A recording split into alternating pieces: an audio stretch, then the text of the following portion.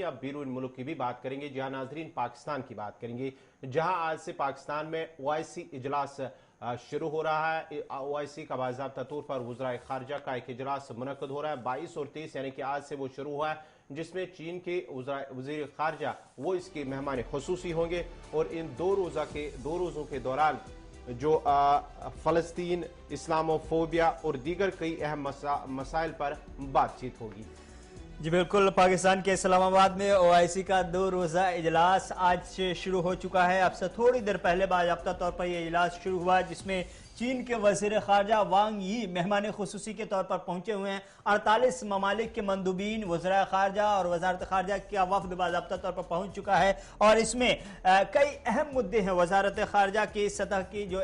इजलास हो रहा है ओआईसी का, इस्लामी ताउन तंजीम का, इसमें कई अहम मुद्दे हैं जिस पर बाज़ाब्ता तौर पर गौर खोज किया जा रहा है और ख़ास तौर से ये ह्यूमैनिटेरियन क्राइसिस के एंगल से, ह्यूमैनिटेरियन क्राइसिस के बेस पर इस इजलास को रखा गया है और बताया जा रहा है कि इस बार जो इजलास हो रहा है और उसमें फ़लस्तीन के मुद्दे पर खूब गुफ्तगू की जाएगी और इस्लामोफोबिया के मुद्दे पर भी बातचीत की जाएगी। चूंकि यूएन में गुज़श्ता दिनों यूएन में इस्लामोफोबिया के तदारुक के आलमी दिन के तौर पर जो मंजूरी मिली थी, उसे एक ओआईसी बड़ी कामयाबी के तौर पर देख रहा है। चूंकि ओआईसी की कोशिश यही रही है कि किस तरह से इस्लामोफोबिया जो बढ़ता चला जा रहा है उसके तदारुक के लिए आलमी दिन मनाया जाए और उसके लिए कोशिश की गई। यूएन की जानिब से एक दिन को खास करार देने में कामयाबी मिली, उसमें पाकिस्तान का हिस्सा है, इससे इनकार नहीं किया जा सकता। लेकिन साथ ही साथ मुस्लिम ममालिक के इत्तेहाद पर भी बात होगी और इस तरह से जो टोटल जो मजमूई तौर पर करारदादें पास होनी है, मंजूर होनी है इस वज़राए खारजा के इजलास में, उसकी तादाद 140 है। यमन, सूडान, लीबिया, मुल्क शाम की सूरत हाल पर भी बहस की जाएगी और साथ ही साथ अफगानिस्तान की जो सूरत हाल है उसको किसी भी तरह से छोड़ा नहीं जाएगा। अफगानिस्तान के मसले पर बात होगी, ह्यूमैनिटेरियन क्राइसिस पर भी बात होगी और आलमी सतह पर जो दहशतगर्दी और तनाज़ात का जाल फैलता चला जा रहा है उसके हल के लिए क्या कुछ किया जा सकता है, ओआईसी अपने प्लेटफॉर्म से क्या कुछ कर सकता है, इस एजेंडे पर भी बातचीत की जाएगी। रिपोर्ट्स के मुताबिक जम्मू कश्मीर के मुद्दे को भी पाकिस्तान ने एक बार फिर से ओआईसी में डाला है और ये साइडलाइन कॉन्टैक्ट ग्रुप के साथ भी मीटिंग होगी जम्मू कश्मीर के मसले पर और इस एजेंडे में भी जम्मू कश्मीर के मसले को शामिल किया है। ये पाकिस्तान की पुरानी आदत रही है कि इस तरह का जब भी बड़ा प्लेटफॉर्म मिलता रहा है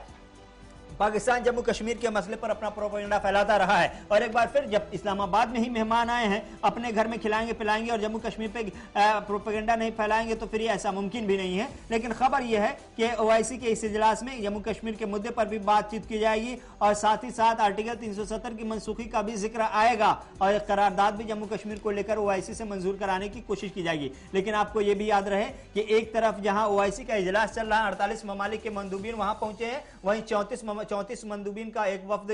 यूएई से पहुंचा है हिंदुस्तान और वादी कश्मीर श्रीनगर में मौके तलाश रहा है सरमायाकारी की। हिंदुस्तान के और भी दूसरे ममालिक के साथ रिश्ते बेहतर हैं और इन ओआईसी के जो मेंबरान ममालिक हैं उनमें से कई ममालिक भी ऐसे हैं जिनसे हिंदुस्तान के रिश्ते बेहतर हैं और वो सब जम्मू कश्मीर को हिंदुस्तान और पाकिस्तान के बीच दो तरफा मामला बायलैटरल इशू करार देकर के इससे पल्ला झाड़ता रहा है। लेकिन क्या पाकिस्तान इस बार इस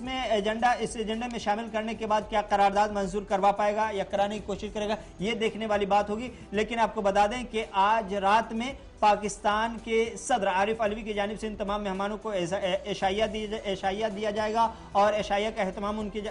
तरफ से किया जाएगा। साथ ही साथ बता दें आपको कि कल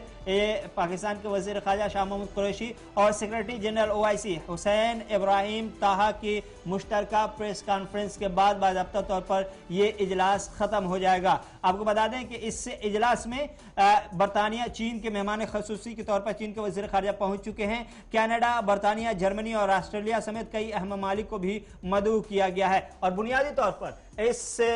इजलास का मकसद आलमी सतह पर जो सूरत हाल है, मुस्लिम ममालिक के अंदर जो इंतशार का दौर है उसको कम करने के लिए क्या करना है उस पर बातचीत की जाएगी। फ़लस्तीन के अंदर जो सूरत हाल है